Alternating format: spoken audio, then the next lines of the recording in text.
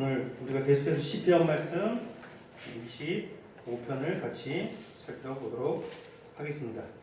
오늘은 시편 25편이 이제 길죠? 다 보지는 않을 것이고요. 25편 1절부터 5절까지만 같이 살펴보도록 하겠습니다. 1편 시편 25편 1절부터 5절까지만 살펴보도록 하겠습니다. 1절부터 5절 제가 먼저 읽고 여러분들이 같이 교독하도록 하겠습니다. 여호와여, 나의 영혼이 주를 우러러보나이다.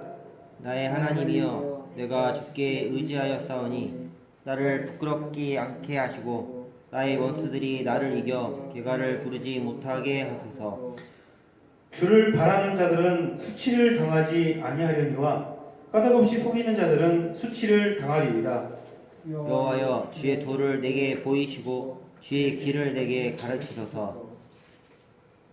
주의 진리로 나를 지도하시고 교훈하소서. 주는 내 구원의 하나님이시니 내가 종일 주를 기다리니이다.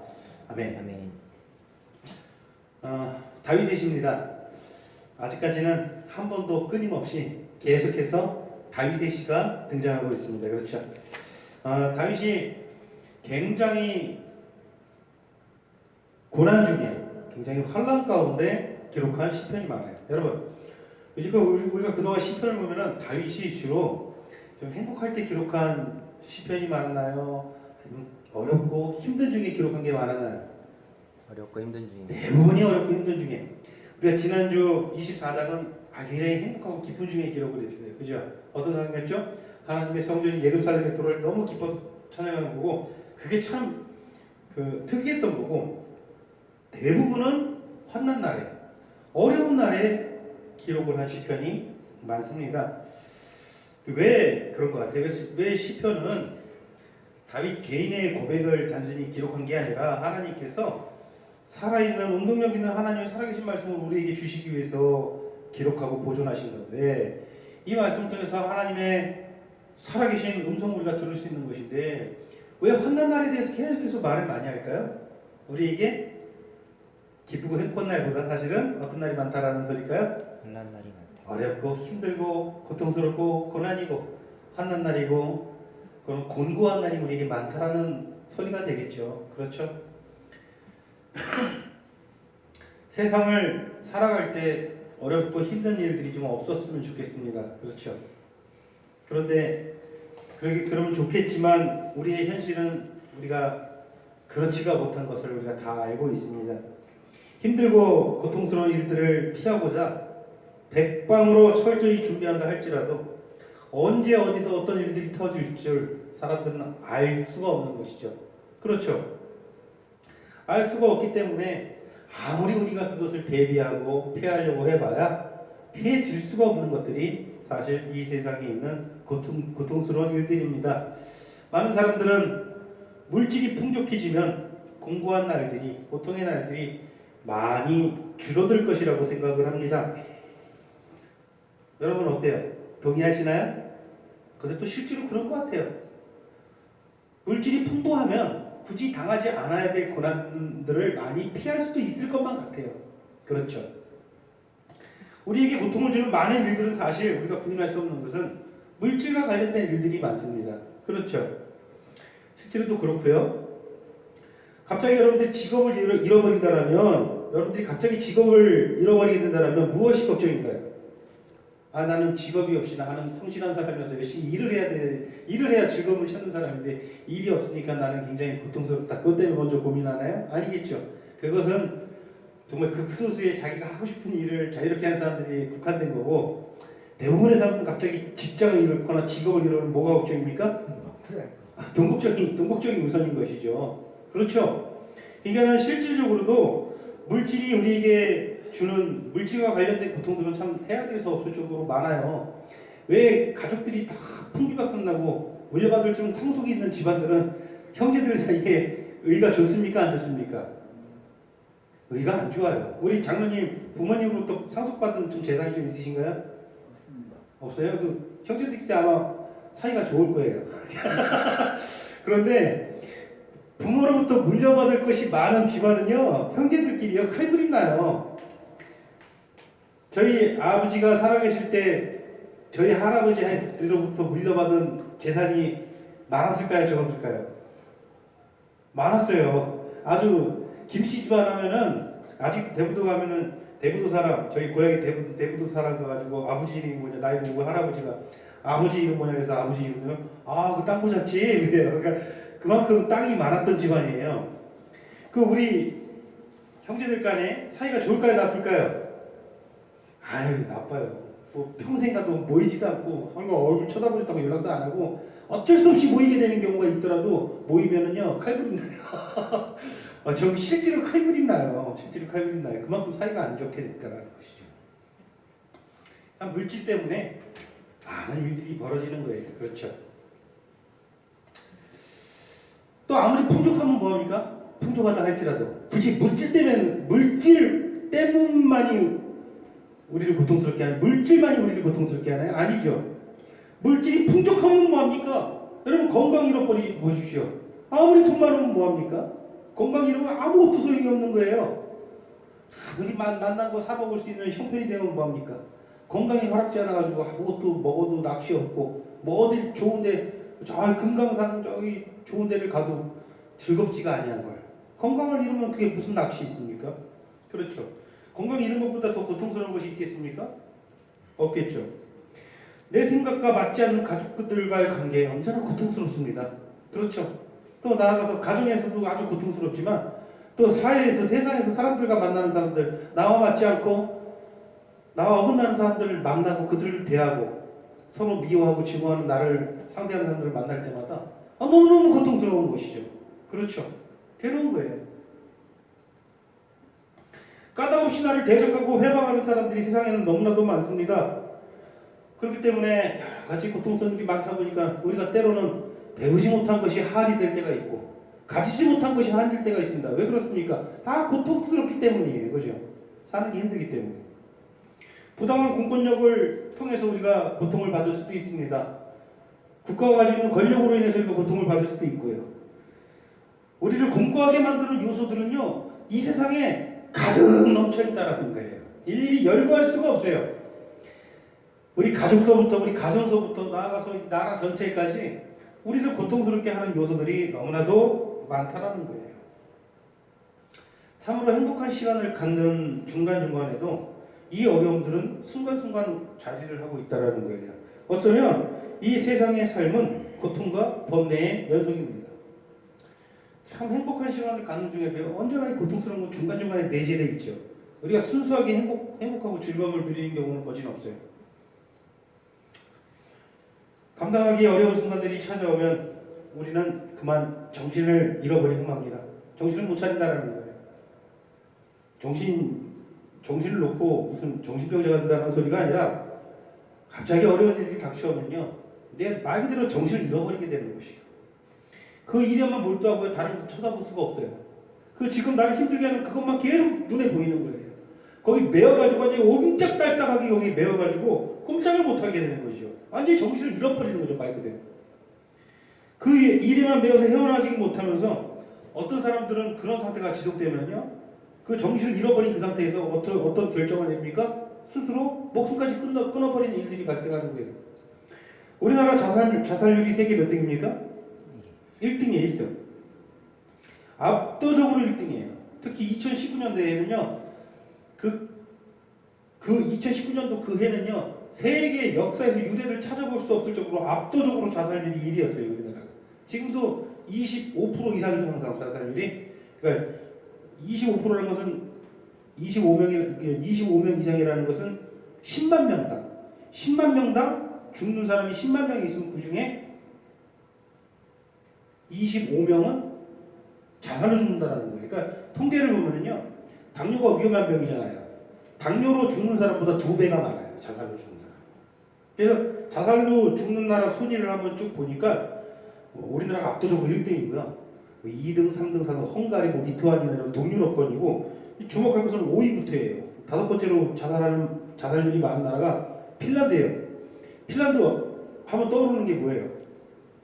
살기 좋은 나라, 이민 가고 싶은 나라, 1, 2등을 항상 다투는 나라고 정말 먹고 살 걱정 없는 정말 잘 사는 나라잖아요. 핀란드가 자살률 5위예요. 6등은 벨기에예요. 벨기에도 만만치 않은 나라잖아요. 얼마나 풍요로운 나라입니까? 7위가 모든 사람이 선망하는 최고의 나라, 아름다운 나라 스위스예요. 스위스가 자살률 7위예요. 그리고 8위가 프랑스, 그리고 9위가 일본. 우리나라가 압도적으로 1등. 그러니까 보니까 잘 사는 나라들이 자살하는 확률이 어째요? 높아요. 그러니까 물질이 우리를 고통스럽게 한다? 이것은 사람들의 그냥 상상일 뿐인 것이죠. 사람들을 고통스럽게 하고 죽고 싶을 만큼 힘들게 하는 요소들은요, 너무너무 많다는 것이죠. 우리 그리스도인들에게 이런 공고한 날들이 더욱 많고 더욱 더 가혹하게 다가온다는 것은 언제나 성경이 우리에게 말하고 있는 진실입니다. 세상 사람들도 이렇게 고통 가운데 있는데 우리 그리스도인들에게는요, 더욱더 이런 고난이 더 많다는 거예요. 그게 성경의 가르침이에요.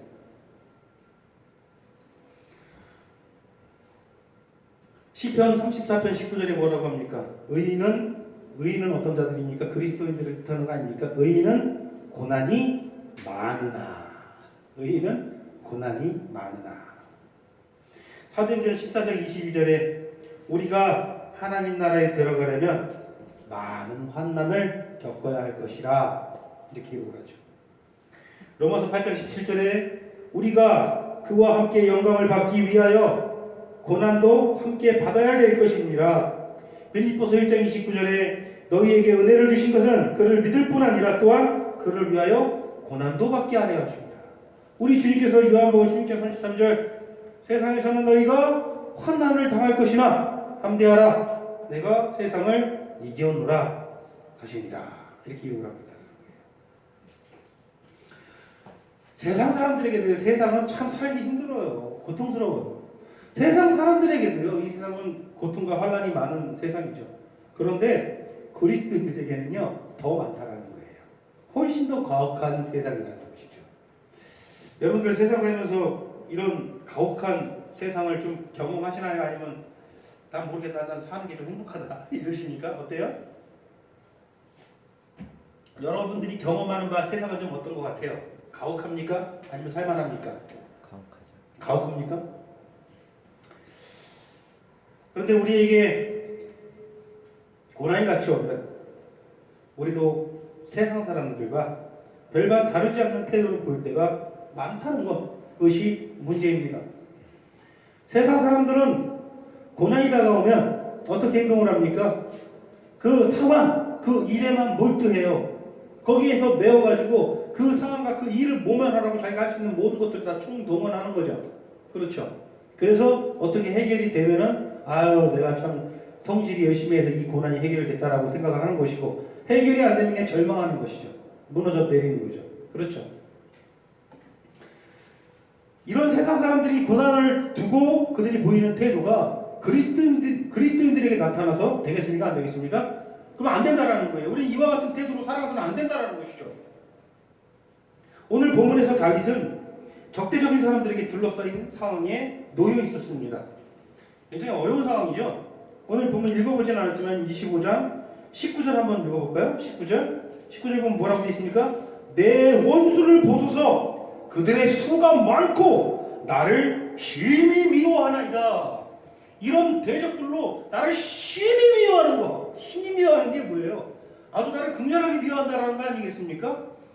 혹시 세상 사람들 가운데 여러분들이 만나는 사람들 가운데 우리 배성 지사님 밥만 먹는 것만 봐도 아주 그걸 싫어하는 사람이 있습니까? 이 세상에? 아 나는 배성진이 저것이 밥만 먹는 것만 봐도 보기가 싫어 이런 사람이 있습니까? 있겠죠. 없지 않을까요? 있을까요? 과연? 있겠죠. 보통 이런 사람은 별로 없어요. 다윗은 지금 그런 사람들에게 둘러싸여 있었다는 거예요. 심히 미워하는 자들이 그를 둘러싸고 있는 상황이었다는 것이죠. 우리가 시편을 해석할 때는 언제나 영적으로 해석을 해야 된다고 그랬죠. 그렇죠? 육적으로 해석을 해서는 안 돼요. 어떤 성경 본문도 마찬가지겠죠. 모든 성경은 다 영적으로 해석을 해야 되겠죠. 여러분 이스라엘 백성이 애굽을 탈출해서 저 홍해 앞에 다다랐을 때 뒤에는 애굽의 군대가 다 죽이러 오고 있고 쫓아오고 있고 앞에는 홍해가 가로막고 있을 때 홍해가 갈라지는 기적을 체험하지 않습니까? 이것을 영적으로 받아들이지 않고 육적으로 받아들인다면 어떤 해석이 가능할까요? 성경을 보면서 우리 장로님 한번 해석해 볼까요? 홍해가 갈라지는 이 역사를 영적으로 해석하지 않고 우리 영적으로 해석을 해야 되잖아요. 성경을 영적으로 해석하지 않고 육신적으로만 해석하면 어떤 해석이 가능할까요? 나도 이제 그런 상황이 닥쳤을 때 예. 그때 어려운 상황이 닥쳤을 때 그렇게 바다를 하나님께 간절히 기도하면 하나님께서 기적적으로 그 문제를 해결해 줄 것이다. 이런 해석을 할 수 있는 게 가능한 거예요. 그렇죠? 그러니까는 이상한 사이비 교훈이 나와 버리는 거예요. 언제든지 우리가 어려운 일, 고난이 닥쳤을 때 우리가 기도하면 하나님께서 무조건 해결해 준다. 기적을 통해서라도 해결해 주시는 분이다. 그러니까 우리가 열심히 기도하자. 그럼 모든 문제는 어떻게 된다? 해결받는다. 이렇게 해석을 할 수 있는 거예요. 그 해석이 틀린 해석 같지가 않죠. 맞는 해석이잖아요. 있는 그대로 그 역사를 통해서 그 사건을 통해서 해석하면 그런 해석이 가능한 거예요. 지극히 육적인 해석이겠죠. 우리 성경을 항상 영적으로 해석해야 돼요. 그럼 영적인 해석은 어떤 해석입니까? 홍해가 갈라지는 사건을 영적으로 해석하면은 어떻게 우리가 해석할 수 있겠죠? 하나님께 속한 우리 하나님의 백성, 우리 그리스도인들이 이 사망에 속한 세상에서 약속의 땅으로 옮겨지게 될 것인데 그때에 우리 주 예수 그리스도의 능력으로서 저 사탄의 군대가 멸하게 될 것이다. 그죠?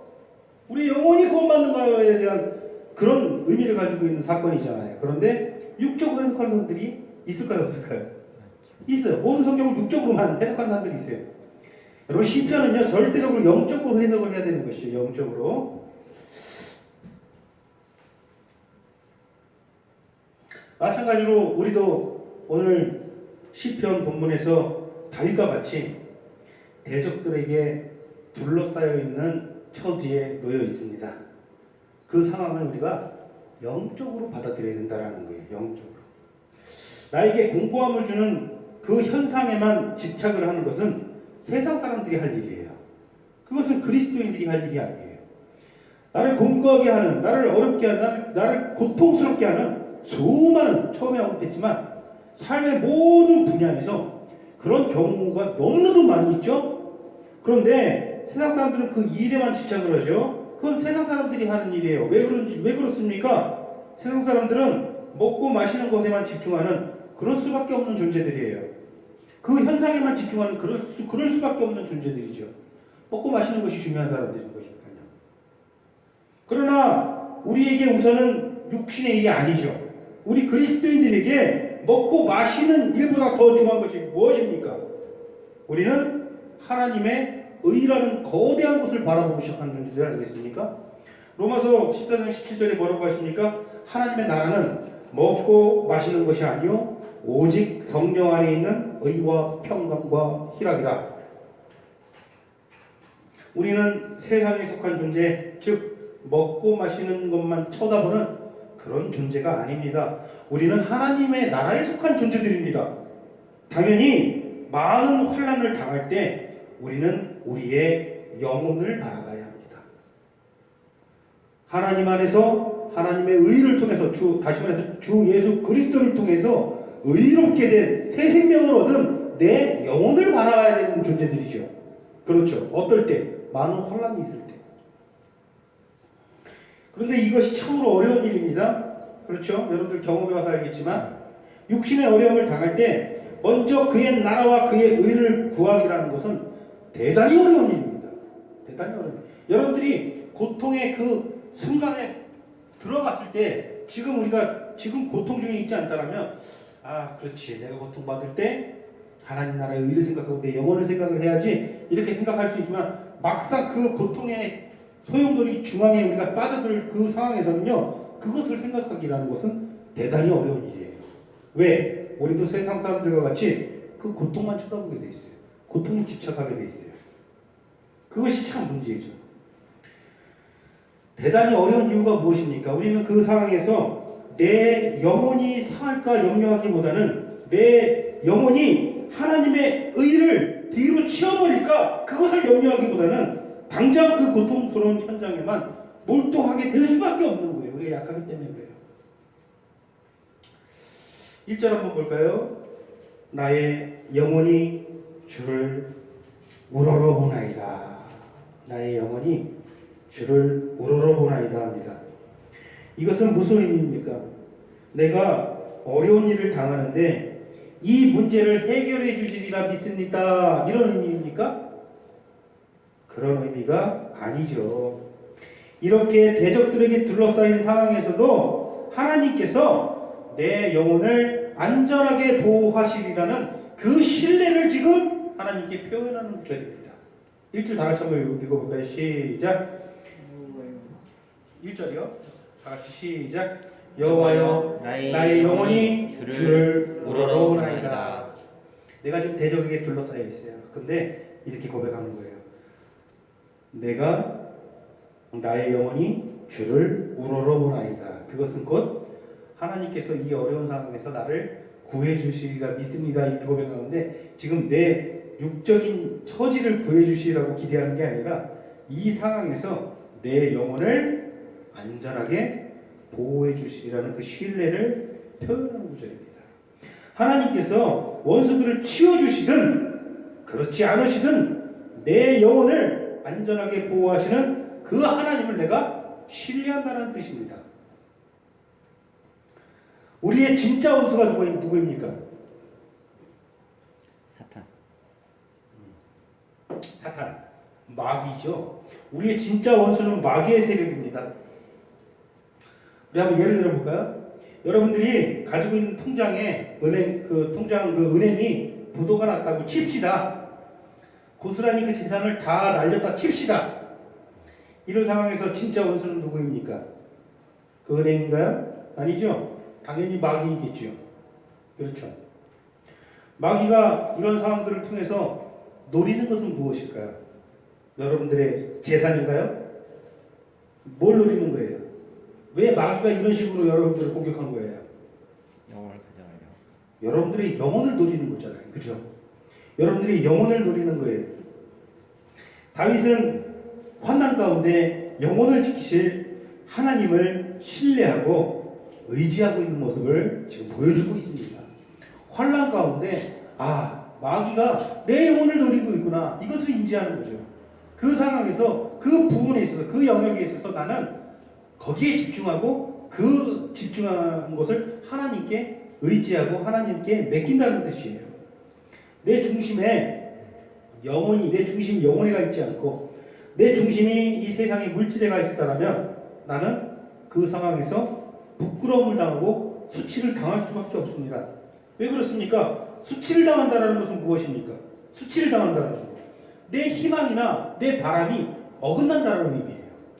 내가 바라는 것과 내가 희망하는 것에서 그것이 어긋났을 때 내가 무엇을 당하는 거예요? 수치를 당하는 거예요. 그렇잖아요. 내가 돈에 중심을 둔다면, 내가 물질에 중심을 두었다면 그 물질이 사라질 때 나는 반드시 수치를 당하는 거예요. 그러면 그 마귀의 공격이 성공한 거예요, 실패한 거예요? 성공한 거죠. 그럴 때 마귀는 뭐합니까? 3절에 보세요. 마귀는 뭐하고 있습니까? 그럴 때 마귀는 개가를 부르고 있다라는 거예요. 개가를 부르고 있다. 2절이죠, 2절. 2절 보면은 내가 수치를 당하고 내가 부끄러움을 당할 때 마귀는 뭐하고 있다라는 거예요? 개가 승리의 노래를 부르고 있다라는 거예요. 내가 중심이 세상에 가 있고 중심이 세상에 물질에 가 있는데 그 물질이 없을 때 중심이 거기에 있으니까 내가 바라고 내가 희망하는 게 다 어긋나 버리는 거 아니겠습니까? 그럼 난 부끄러움을 당하고 수치를 당할 수밖에 없는 거잖아요. 그때 마귀는 노래한다는 것이죠.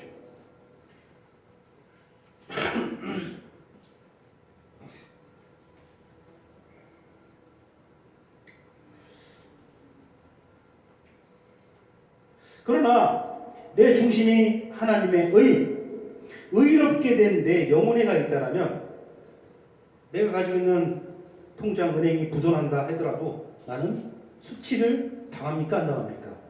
수치를 당치 않겠죠. 물론 그것이 나한테 고난으로 다가. 왜? 아니 내 지금 재산이 다 날아가는데 당연히 고통스럽죠. 고난이죠. 고난인데 내 중심이 거기보다 어디에 가 있다라면 영혼에 가 있다라면 내가 고난 중에 뭐 하게 됩니까? 고난 중에 기도한다라는 거예요. 뭐라고 했냐면 1절처럼 기도한다. 1절 다 같이 다시 한번 읽어볼까요? 시작. 여호와여 나의 영혼이 주를 우러러보나이다. 어떤 고통이 찾아와도요, 중심이 영혼에 있는 사람들 이와 같이 기도한다는 거예요. 여호와여, 나의 영혼이 주를 우러러보나이다. 우러러보나이다. 조금 실마리가 하나씩 보이죠 이제, 그죠?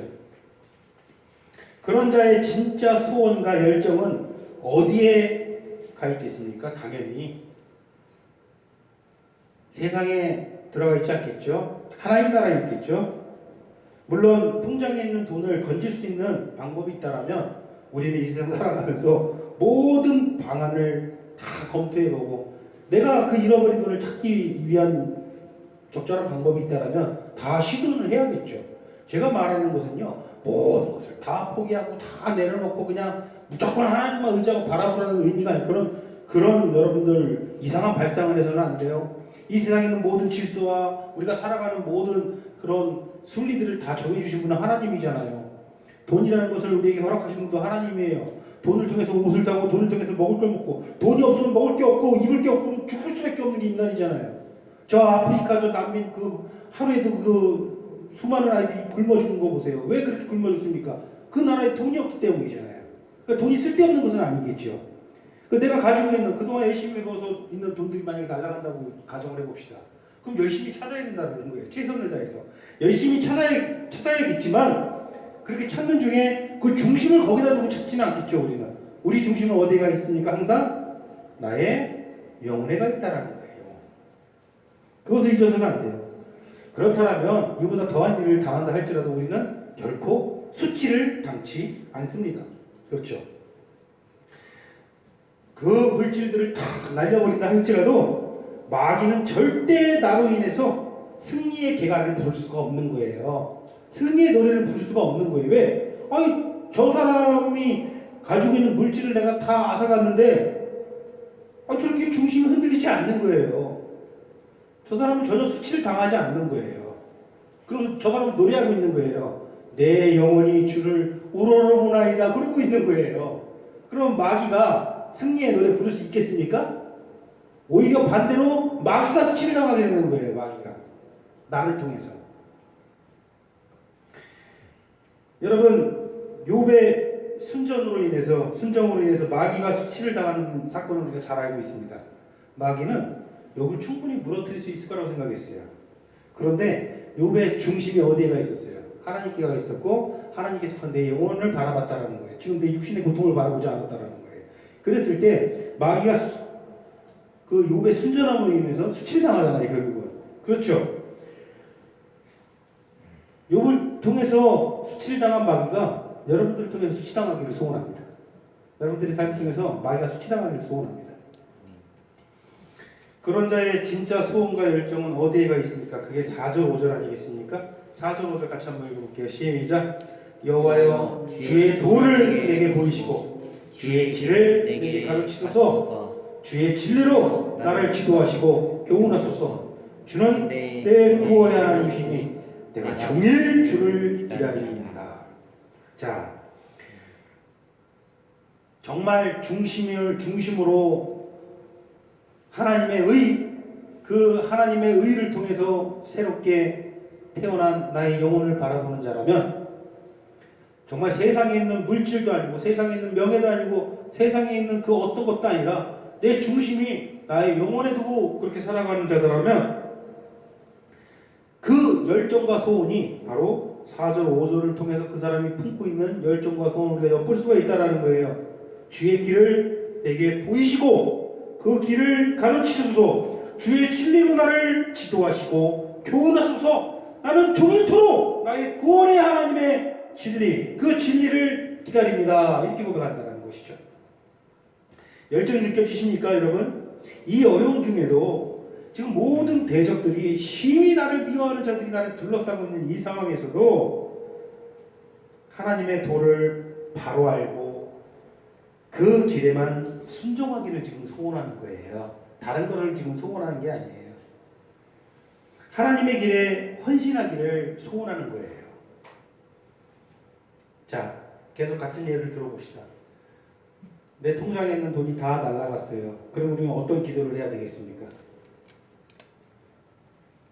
하나님께 어떤 소원을 품게 돼, 어떤 열정을 가지고 나아가겠습니까? 하나님 10분의 1이라도 찾게 해주세요. 죽겠나이다. 어떻게 이런 일이 있습니까? 뭐 그렇게 할 건가요?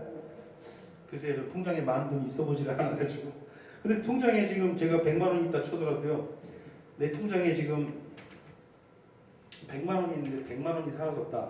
저는 그래도 굉장히 괴로울 것 같아요. 그렇죠. 저 생활 양식이 그렇잖아요.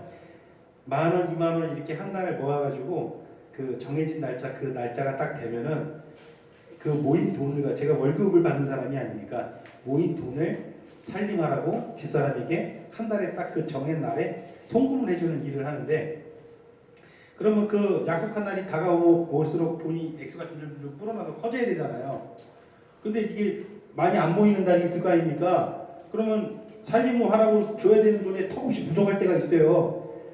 그나마 가지고 좀 150만 원이 있다. 그러면 이 150만 원이라도 굉장히 액수가 낮으면 날수록 이 돈이 더 귀하잖아요. 근데 이 150만 원까지 날아가는 일이 혹시 생긴다. 그럼 어떻게 될 것 같아요?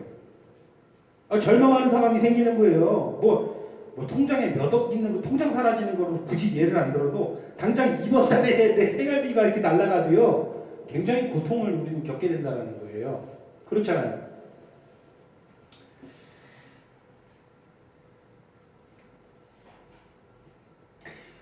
그보다 훨씬 더 어려운 일이 있다 할지라도, 제가 자꾸 물질을 예를 드는데 물질로 인해서 우리가 고통을 많이 받다 보니까 굳이 물질뿐만 아니라 우리를 고통스럽게 하는 그 어떤 상황에 우리가 직면한다 할지라도 우리가 하나님께 구해야 되는 그 구하는 바를 4절 5절을 통해서 정확하게 지금 우리에게 보여주고 있는 것입니다. 지금 겪고 있는 고난에 정신을 잃어버리지 않고 똑바로 하나님의 길을 보고 그 길을 가게 해달라고. 내가 하나님 여기서 정신이 잃어버리지 않고 엉뚱한 곳 바라보고 엉뚱한 곳에 내가 지금 정신 팔려가지고 그 부끄러운 짓을 하지 않게 이끌어 주시옵소서. 똑바로 하나님의 길을 보고 그 길을 가게 해달라고 좀 기도하고 있지 않습니까? 이 고백이 우리의 고백이 되기를 진심으로 소원합니다. 우리 수많은 어려운 가운데 직면해 있습니다. 언제나 이 원리와 이 말씀을 잊어서는 안 되겠습니다. 반드시 옵니다. 반드시 우리는 그 상황에 놓여 있어요. 우리에게는 고통과 고난과 환난이 늘 우리를 괴롭게 한다는 거예요. 오늘 그럴 수도 있고요, 내일 그럴 수도 있어요. 우리는 무슨 일을 당할지 몰라요. 무슨 일을 당할 때, 어떤 일을 당할 때 우리는 습관적으로 내 자신을 훈련시켜야 돼요. 무엇을 봐라? 그때 무엇을 봐라? 내 영혼을 보라는 거예요. 내 영혼을 보라는 거예요. 어떤 영혼? 썩어질 영혼? 아니에요. 어떤 영혼을 보라는 거예요? 하나님의 의. 하나님의 의로 인하여 의롭게 된 내 영혼. 그 영혼을 보라는 거예요.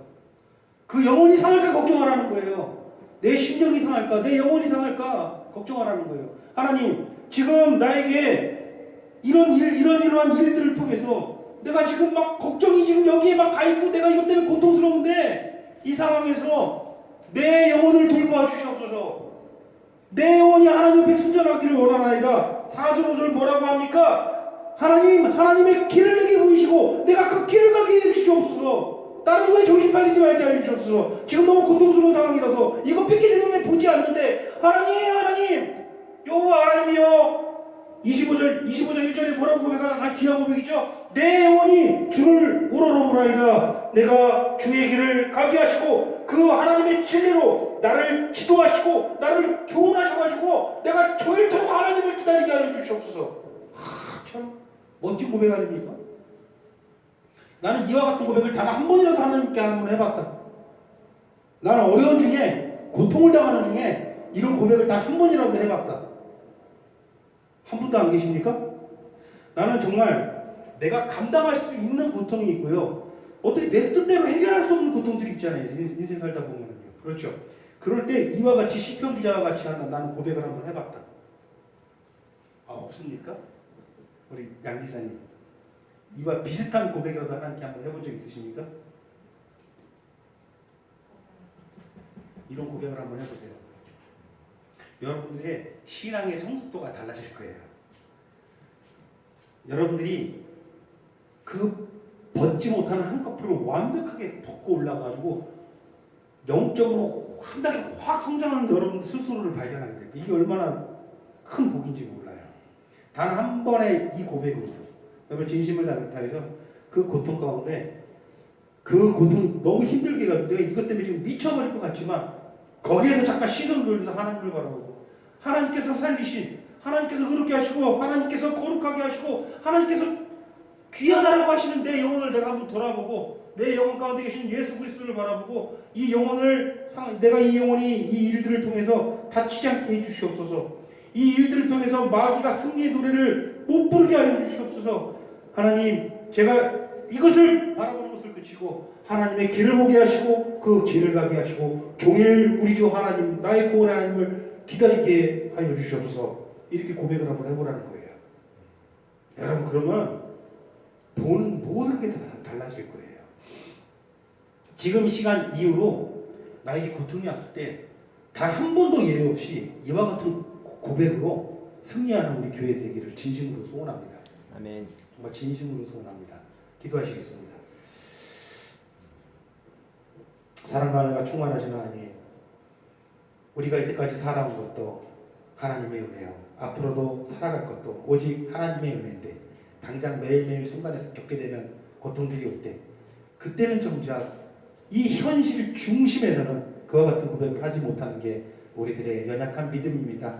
하나님 우리를 책망하지 말아주시고 우리의 죄를 용서하시고 우리가 정말 감당하기 힘든 정말 어려운 상황 그야말로 가장 극단적인 상황에 치우칠 때일지라도 그때야 그 어떤 다른 것이 아니라 하나님을 보고 이 믿음을 고백할 수 있는 그런 단단하고 강한 믿음을 우리가 가질 수 있는 그런 교회가 되게 하여 주시옵소서. 우리 심령이 하나님 앞에서 너무나도 부족하고 연약하오니 하나님의 성령께서 우리를 강건하게 하여 주시옵소서. 그리하여 하나님 이 부족한 영혼들을 통해서 하나님의 영광을 나타내 주시옵소서. 우리 예수 그리스도의 이름으로 기도드리옵나이다. 아멘. 네.